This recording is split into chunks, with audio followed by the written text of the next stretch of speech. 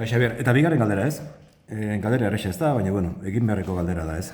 Agian Euskal Herriko lehen sektorearen etorkizuna ziurtatzeko elikagaiek lehen sektorean sortzen diren balore gehiago lotu beharko genituzke? Euskal Herriko elikagaiak ez dute behar merkatuan aritzeko mezuen eta marken berrikuntza hori? Ez ditugu mezuak mugikak erakutsi digun bidetik berritu eta sozializatu behar?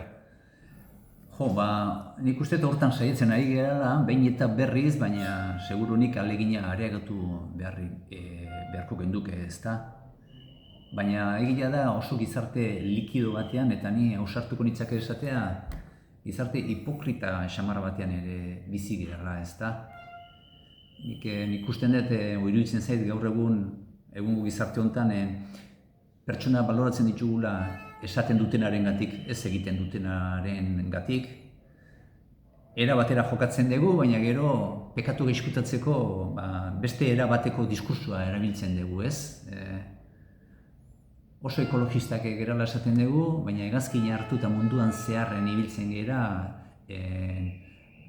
karbono aztarna ikaragarri bat utziz, ez dago erreparorik, ez?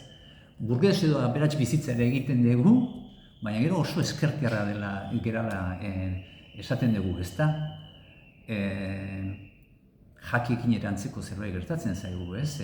Bai, bertakoak asko esaten dugu, baina gero elikadurari eta elikagaiei baino askoz gehiago opa diogu munduan zehar ibiltzeari, eta ez?